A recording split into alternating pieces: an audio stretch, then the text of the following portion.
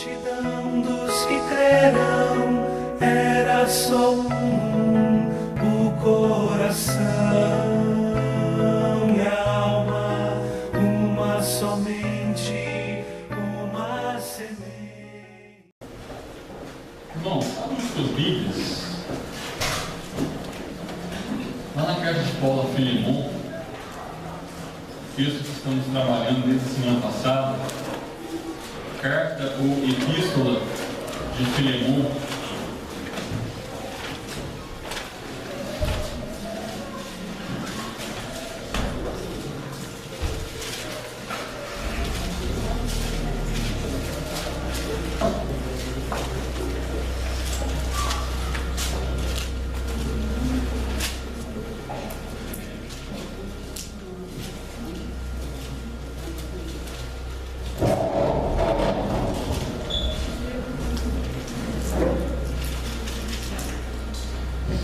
Carta ou epístola do apóstolo Paulo a Filemon.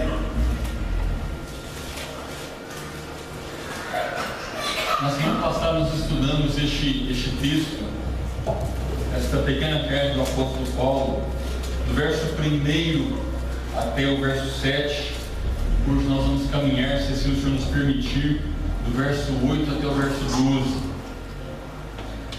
para relembrando um pouquinho do que dissemos na semana passada. Eu pedi para que os irmãos, aliás, eu havia dito que eu havia grifado na minha Bíblia, caso os irmãos quisessem fazer o mesmo. E aqui eu grifei que Paulo, à época da escrita desta carta, desta epístola, Paulo estava literalmente preso. Ele estava literalmente aprisionado em cadeia por pregar a palavra de Deus. Eu risquei na minha Bíblia Paulo dizendo que ele era prisioneiro de Cristo Jesus. Eu disse aos irmãos que Paulo, embora fosse um prisioneiro comum à vista dos outros prisioneiros, para Paulo ele era, ou ele se auto-intitulava, prisioneiro de Cristo Jesus, porque ele estava ali preso não por causa dos homens, mas por causa da condução do Senhor na vida dele. E Paulo diz: eu sou prisioneiro sim, estou aprisionado sim, mas sou preso de Cristo Jesus, estou acorrentado por Cristo Jesus, estou sendo aprisionado por causa daquele que me chamou a pregar e a glorificar o seu nome. E aí, meus queridos irmãos, Paulo aqui ele escreve, aí eu grifei também, ao amado Filemon, também colaborador de Paulo. E Filemon era amado de Paulo, era colaborador de Paulo. E Paulo escreve a Áfia e a Arquipo, e Arquipo também era companheiro de lutas. Nós grifamos também aí o companheiro de lutas. E aí na semana passada eu disse que hoje nós não temos mais companheiros de luta. Por quê? Porque o crente não luta pela palavra, pela pregação, pelo desenvolvimento da pregação do Evangelho onde nós estamos. Se nós não lutamos pela palavra ou pela pregação do Evangelho, como é que nós vamos ter companheiros de lutas? É necessário que nós lutemos, que nós preguemos, e nesta caminhada, nessa jornada aí sim, encontraremos outros que estarão fazendo o mesmo, companheiros de lutas. No verso 4, Paulo dá graças a Deus e se lembra sempre de Filemon nas suas orações. E aqui eu desafiei os irmãos e a mim mesmo para que nós dessemos graças a Deus por cada irmão em Cristo Jesus, e que nós orássemos por cada irmão em Cristo Jesus.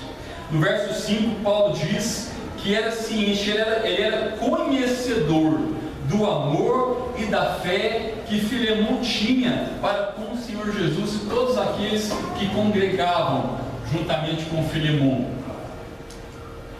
E aí Paulo fala da comunhão, da fé que havia em Filemon, e essa fé que Filemon tinha, ele comungava esta fé, ou ele falava dessa fé para outras pessoas. E Filemon tinha dentro do seu lar, ou tinha dentro de sua casa, uma igreja. E Paulo era tremendamente grato a Filemon por ele ter aberto as portas de sua casa e ali ter se concretizado a abertura de um trabalho evangelístico, o trabalho de uma igreja que havia sido plantada na casa de Filemon. E Paulo dá graças a Deus porque ele estava aprisionado. Paulo não podia abrir as portas de sua casa, ele estava preso entre 4 paredes. Mas ele dá graças a Filemon porque Filemon, uma vez solto, ou uma vez em liberdade, Filemon sim poderia fazer algo que Paulo não poderia naquele momento. E por isso Paulo chama Filemon de companheiro de luta, ou seja, companheiros na pregação do Evangelho de Cristo Jesus. E no verso 7, Paulo escreve algo que nos chama muita atenção antes de entrarmos no 8. E Paulo diz assim: irmão. E Paulo tem em Filemon, Paulo conhecia Filemon pessoalmente. Paulo tinha em Filemon um irmão. Paulo tinha em Filemon alguém que ele podia confiar. Paulo tinha em Filemon alguém que ele sabia que enquanto Paulo estivesse preso, Filemon se manteria fiel ao ensino apostólico, se manteria fiel ao ensino de Cristo Jesus, e Filemon prosseguiria em anunciar essas verdades aprendidas com Paulo, com o apóstolo Paulo. E Paulo diz assim: irmão, Filemon, irmão, eu tive grande alegria e conforto no teu amor. Paulo estava preso, e mesmo preso, consciente daquilo que seus irmãos em Cristo, aqueles companheiros de luta, estavam fazendo em prol do Evangelho. Paulo, mesmo aprisionado em cadeias, ele tem grande alegria e conforto no amor de Filemon para com a obra do Evangelho. E Paulo se sente confortado, Paulo se sente amado, porque ele percebe que há um irmão que está pregando com seriedade, com firmeza, com sinceridade a pregação do Evangelho de Cristo Jesus. Isso conforta Paulo, isso consola Paulo. Paulo sente que Filemon o ama, porque Filemon está pregando o Evangelho. Queridos, será que nós sentimos isso hoje em dia? Será que nós sentimos inveja daqueles que estão pregando e estão falando de Cristo Jesus? Ou será que nós nos sentimos amados por eles, porque eles estão fazendo isso? Qual tem sido o nosso papel como cristãos? De invejosos para com aqueles que estão fazendo um trabalho assim como nós? Ou será que nós temos sentido amor da parte deles, por estarem eles fazendo o mesmo trabalho que nós? E Paulo se sente amado por Filemon, do desempenhar da pregação do Evangelho por este homem, por este Filemon. E Paulo diz: porquanto o coração dos santos tem sido reanimado. E eu grifei na minha Bíblia esse termo reanimado. E Paulo fala: eu estou confortável e alegre na sua obra, Filemon, aliás, na obra que Deus confiou a você.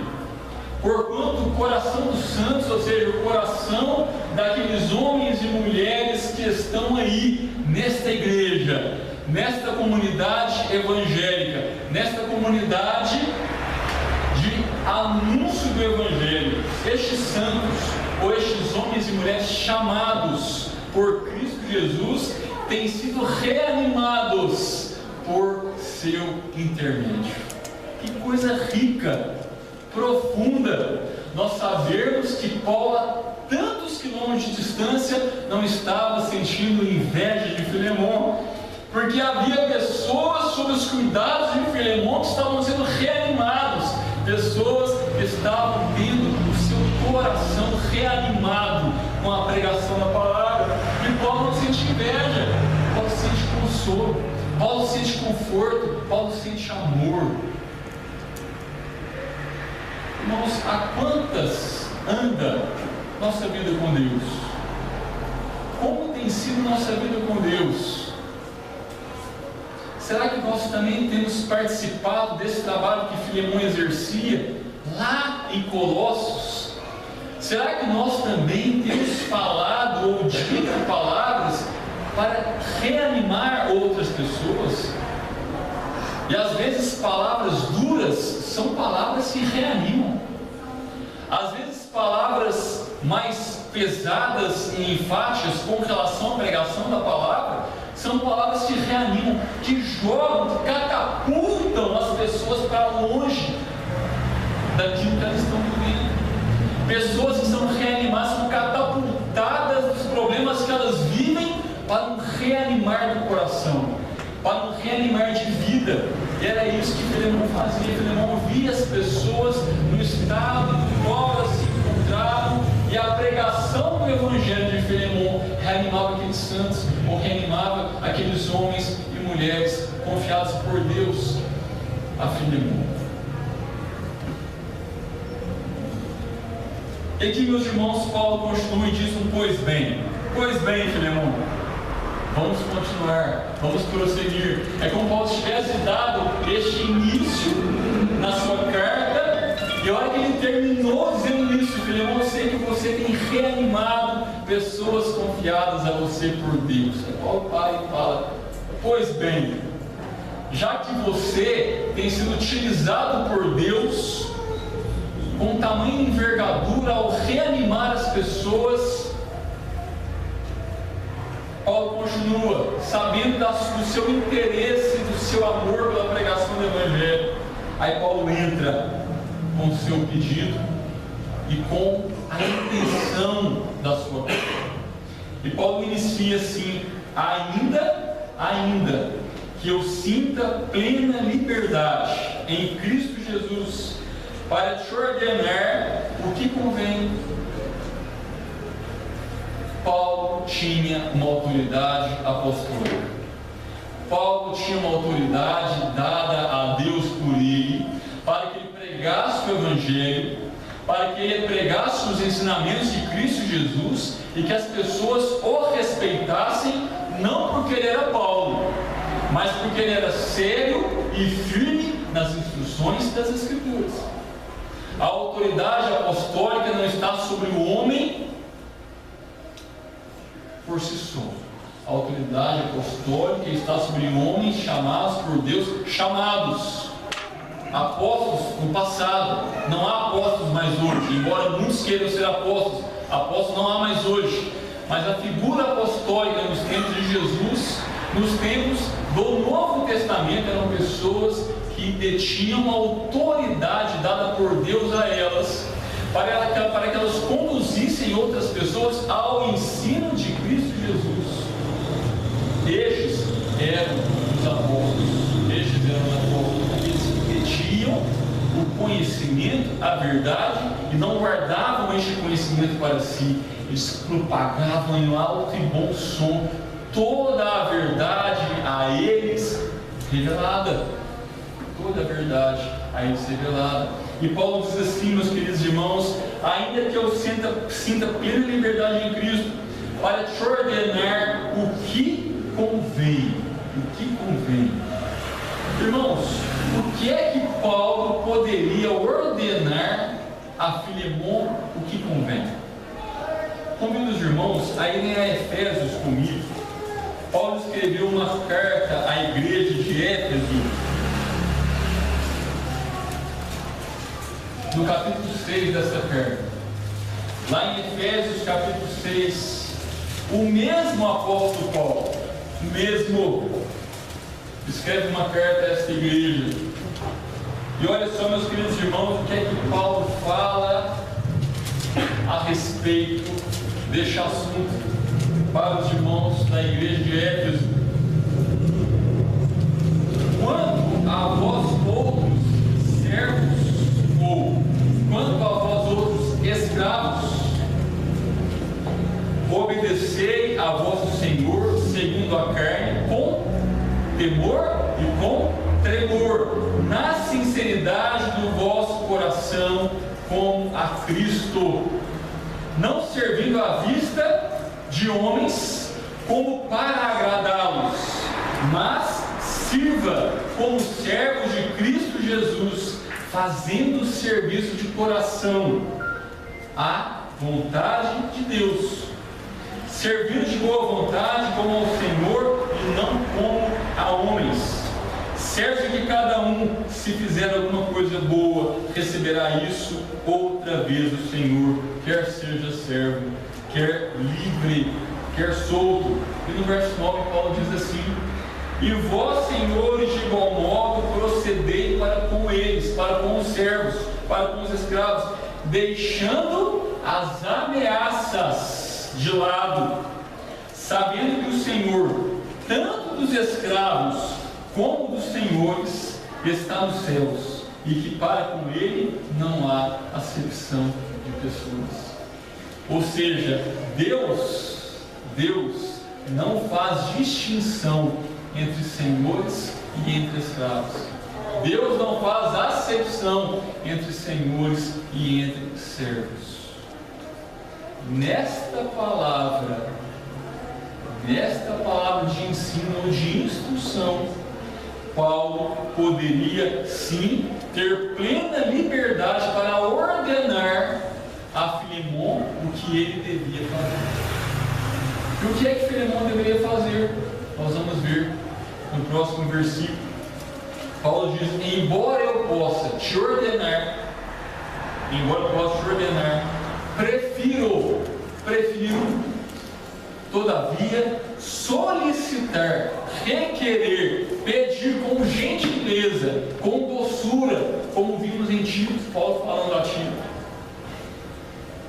em nome do amor, sendo que sou Paulo, o velho,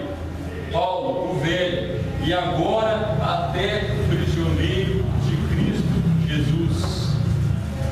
Paulo diz a sua condição diante do Estado, prisioneiro, diante do governo estabelecido à época. Paulo era prisioneiro. E Paulo também diz de sua condição como homem. Paulo não é mais um jovenzinho, Paulo já não é mais um homem maduro, mas ele é o velho Paulo, que já está adiantado em sua experiência de vida ou em sua velhice. Mas, irmãos, o que me chama a atenção é que Paulo diz assim, que ele prefere solicitar com ternura e gentileza em nome do amor. Paulo se dirige a Filemon e faz um pedido a Filemon, ele faz uma solicitação a Filemon em nome do amor. Marcelo, que pedido é esse? Vamos chegar lá. O importante é entendermos agora por que é que esse pedido de Paulo é em nome do amor. Meus irmãos, se nós olharmos para o versículo 7, Paulo vai dizer aqui no versículo 7, se vocês voltarem um pouquinho comigo, que Paulo chama Filemon de irmão e diz: tive grande alegria no conforto ou no consolo do seu amor. Paulo era um homem que sabia que Filemon amava. Mas eu pergunto para vocês, será que todas as pessoas, será que Filemon tinha maturidade espiritual ou um conhecimento de Deus ao ponto de amar e de se entregar por todas as pessoas? Na vida cristã, que eu disse aqui para vocês, que nós vivemos em meio à luta, é difícil amar. Como é difícil nós olharmos para aquelas pessoas que nos fizeram mal, que nos surpreenderam, negativamente falando, detestavelmente falando, e essas pessoas nós temos que amá-las. Este ter que amar não é um convite de Jesus Cristo manso, é uma determinação, é uma ordem, é para amar. Se você não ama a quem você vê, você não pode amar Deus a quem você não vê. E aí, meus irmãos, Paulo fala para Timóteo, em nome do amor, eu tenho uma solicitação que eu tenho que fazer para você. Embora eu pudesse te ordenar quanto a isso que eu vou te pedir, eu prefiro te solicitar com mansidão, com tranquilidade, com serenidade. Irmãos, o amor é a norma reguladora da vida do cristão. Marcelo, como é que eu posso observar que uma pessoa é cristã de verdade? Se ela ama. Se ela ama. Se nós amamos, é um sinal, é um fruto de nós somos de Cristo Jesus, verdadeiramente. O amor é a norma reguladora ou regulamentadora da vida do cristão. Se nós praticamos o amor, nós cumprimos toda a lei. Se nós amamos, nós cumprimos todos os mandamentos. Se nós amamos, nós somos servos de Cristo Jesus. Se nós amamos, nós somos filhos de Deus. Se nós amamos, nós cumprimos a lei. Meus irmãos, não precisam abrir neste momento, mas em casa, se vocês abrirem Êxodo, no capítulo 20, a partir do verso 15, nós teremos ali uma parte do decálogo, uma parte das tábuas da lei que Deus entregou a Moisés. E a partir do verso 15, a palavra nos diz: não matarás, não adulterarás, não dirás falso testemunho, não cobiçarás o que não pertence a você. Não cobiçarás o que não pertence às suas posses. O que você tem, fique satisfeito com o que você tem. Não cobice o que você não tem. Não queira do outro o que você não tem. Por inveja, cobiça, soberba, para gastar nos seus próprios prazeres. A questão é: se eu não mato, se eu não adultero, se eu não digo falso testemunho, se eu não cobiço, ou se eu luto contra tudo isso, é um sinal que o amor está bem plantado no meu coração, está bem solidificado no meu coração. E embora eu escorregue, embora eu peque, embora eu cobice, a minha luta por não continuar neste pecado me mostra que eu amo, ou me mostra que eu luto por amar. E é este amor que Paulo fala com Filemão. Os mandamentos do Senhor são cumpridos, ou as leis do Senhor são cumpridas, quando nós amamos. Quando nós amamos.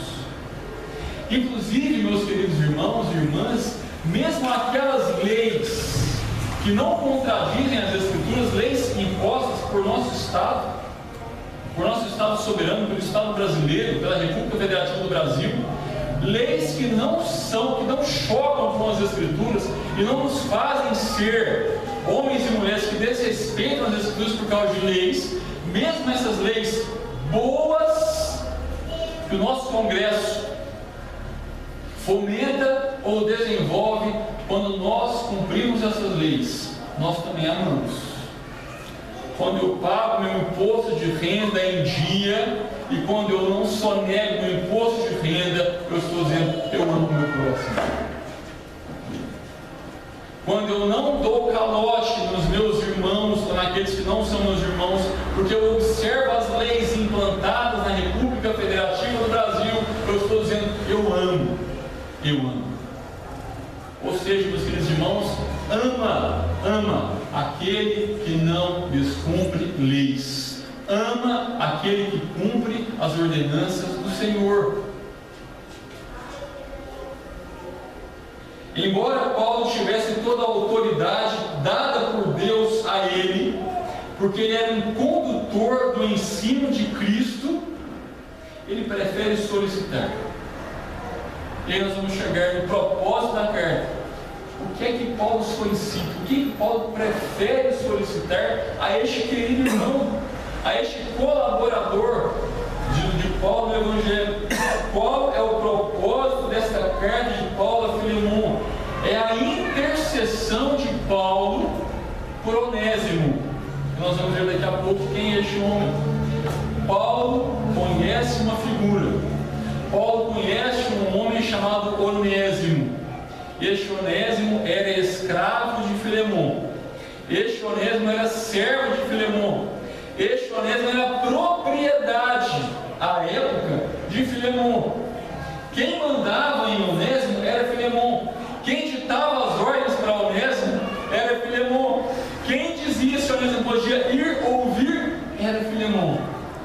esta era a situação. E Paulo conhece Onésimo na cadeia, nas algemas onde ele estava, e Paulo intercede por Onésimo junto a Filemon. Então, qual que é o propósito da carta de Paulo a Filemon? Interceder por este homem.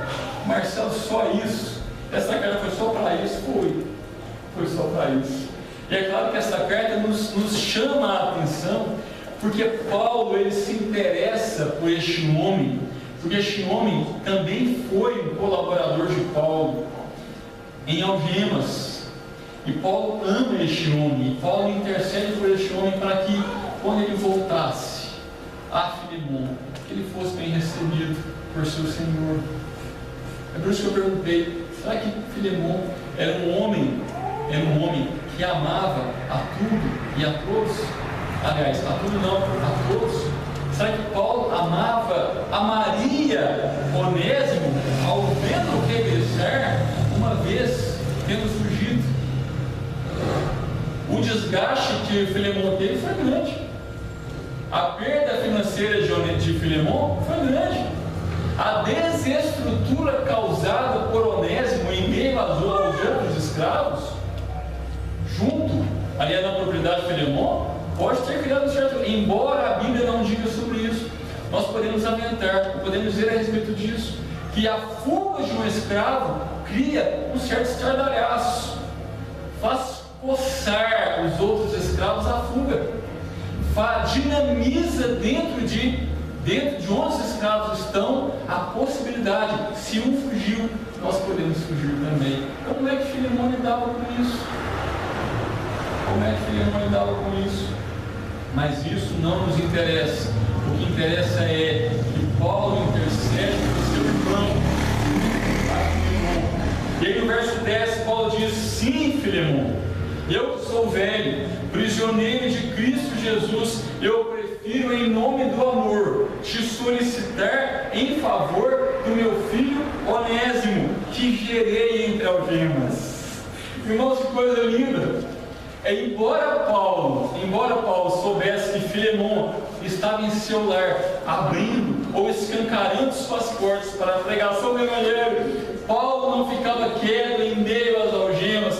Paulo continuava a pregar o Evangelho em quaisquer situações nas quais ele se encontrava, e mesmo em meio às algemas, Paulo gera filhos. E nós vamos abrir um parêntese aqui. Hoje nós comemoramos o Dia das Mães. E às vezes eu vejo mulheres frustradas por não terem filhos, mulheres tristes por não terem filhos. Mulheres, não fiquem tristes por isso. Não fiquem tristes se Deus não deu a vocês a maternidade. Vocês têm condições de gerar filhos de outra forma. Veja o exemplo de Paulo. Paulo gerou filhos na cadeia. Paulo gerou filhos em algemas. São estes filhos que nós somos chamados a gerar. Por isso, irmãs, não se entristeçam. A graça, a alegria de gerar filhos em várias situações, tirar uma pessoa do lamaçal do pecado, do tremedal de lama, do chafurdar na lama, para a vida abundante em Cristo Jesus. Isso é gerar filhos, isso é gerar filhas. Por isso não se entristeçam, em nome de Jesus. E Paulo está dizendo a Filemon, há um homem que te pertence. Este homem é Onésimo. Porém, este homem, Filemon, eu gerei entre algemas. Filemon, enquanto você está aí no seu lar, pregando a palavra e gerando filhos, aí em casa, no conforto do seu lar, eu estou aqui na prisão, na cadeia, gerando filhos igualmente a você. E Onésimo era um filho para Paulo. Paulo pregou a mensagem do Evangelho de Cristo Jesus a Onésimo, e esse homem foi convertido por Deus em Cristo Jesus. Ele não se converteu, ele foi convertido. Irmãos, Paulo, ele intercede por um homem que havia desrespeitado seu Senhor. Paulo intercede por um homem que havia desrespeitado a cultura da época, escravagista da época.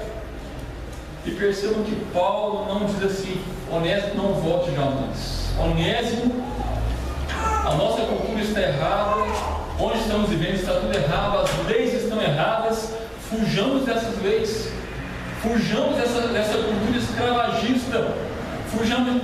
Onésimo, fica aqui comigo, aqui você está protegido, ninguém vai te achar aqui, Onésimo. Não volte para Colossos, não volte para o seu Senhor, fique aqui comigo.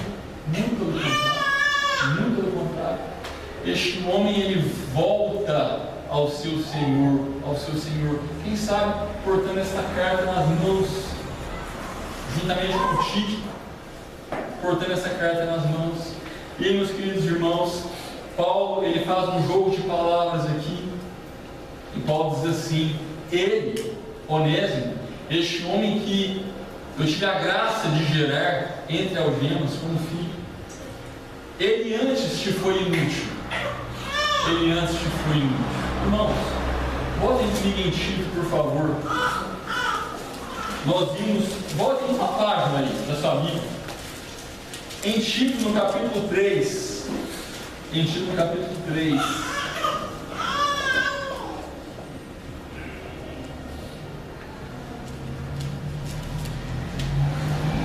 No verso 3.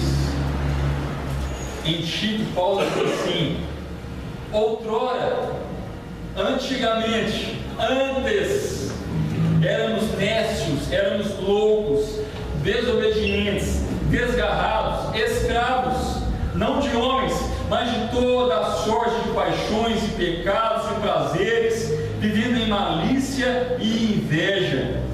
E por isso éramos odiosos e odiávamos uns aos outros. Este era o mesmo, antes de ser gerado em cadeias em Cristo Jesus. E Paulo diz: Filemon, antes ele te foi inútil, assim como nós. Antes de Cristo Jesus éramos reputados por inúteis. Antes de Cristo Jesus éramos reputados por nécios, loucos, vingativos, invejosos, amantes do pecado, amantes do prazer, amantes da destruição, amantes da desgraça, amantes da discórdia, amantes do desamor. Antes éramos assim, tal qual Onésimo. Éramos inúteis, éramos desprezíveis, assim como Onésimo. Éramos escravos fujões. Mas um dia Cristo nos achou. Ele disse: vem aqui, escravo fujão, vem aqui, servo desobediente. Hoje você é meu, e ninguém mais retirará você das minhas mãos. É assim que ele faz conosco. E aí, meus irmãos, Paulo diz: atualmente, porém, este Onésimo, ele é útil a ti e a mim. Outrora, ou antigamente, Onésimo era um homem inútil. O nome de Onésimo, meus irmãos, tem um significado de proveitoso. E a época que a carta foi escrita, era muito comum que os senhores de escravos dessem nomes, bons nomes aos seus escravos. E olha só o nome que Filemon contempla esse escravo.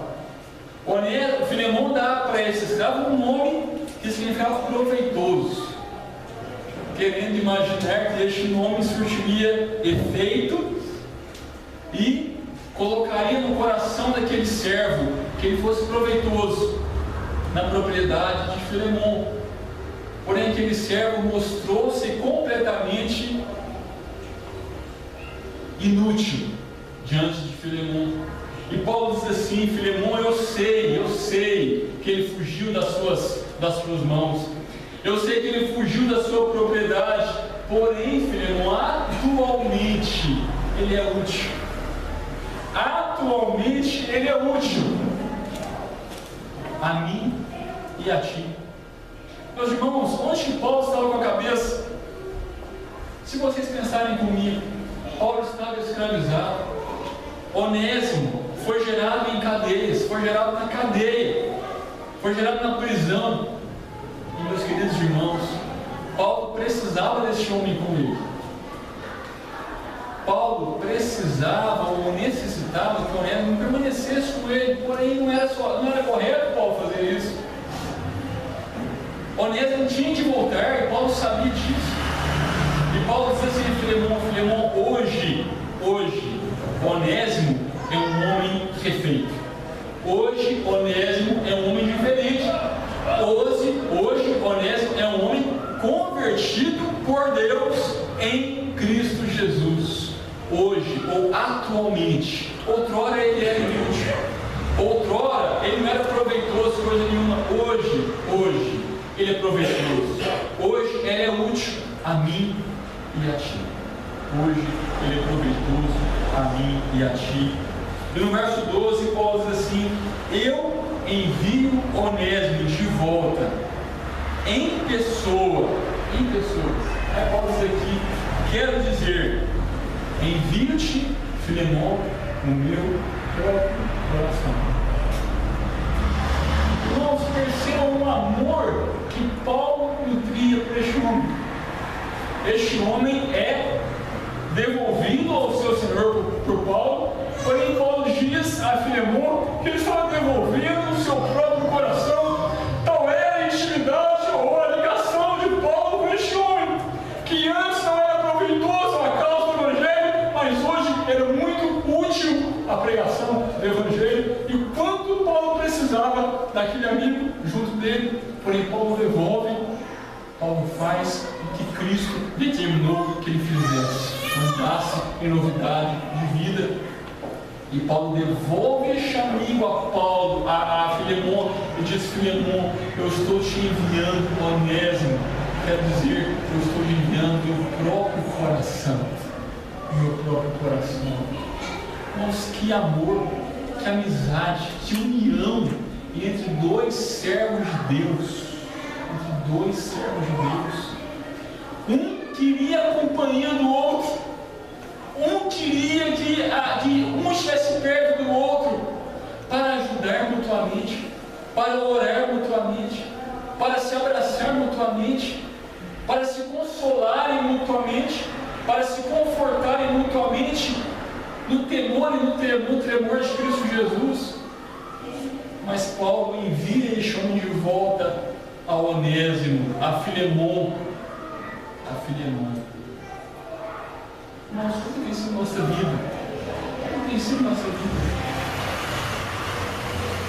Como é que tem sido nossos relacionamentos? Será que quando nossos irmãos vão embora, será que quando nossos irmãos se afastam de nós, por quaisquer circunstâncias, será que eles estão levando o nosso próprio coração? Estão levando a nossa própria intimidade com eles? Será que nós, como irmãos em Cristo Jesus, temos tido essa intimidade? Será que nós, como irmãos em Cristo Jesus, temos nutrido este amor, este envolvimento entre servos de Deus em Cristo Jesus? Esta carta tem como finalidade um irmão intercedendo por outro, um pai intercedendo por seu filho espiritual, um amigo intercedendo por outro. Nós fazemos amizade, este respeito, esta confidência entre amigos, entre irmãos em Cristo Jesus. A palavra nos convida a isso. Paulo diz: Filemão, o meu próprio coração está indo com você. Eu fiz um amigo, um tremendo amigo, eu envio de volta. Cuide bem dele.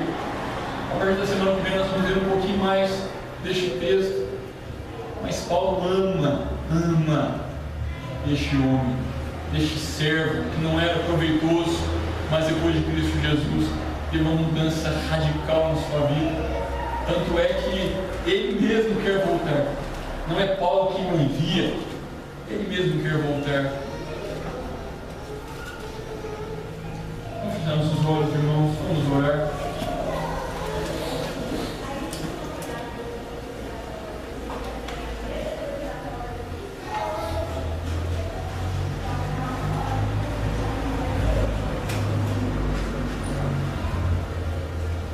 Deus amado e santo, eu quero pedir ao Senhor neste momento, com toda a reverência, Deus, que o Senhor, Pai, faça desta comunidade, faça desta congregação um local de comunhão. Eu quero pedir ao Senhor, Pai, com reverência, que o Senhor, Pai, transforme esta comunidade em uma congregação, em uma igreja que ama. Eu quero pedir ao Senhor, Pai, que esta comunidade seja uma igreja que se interessa pelos outros, Deus.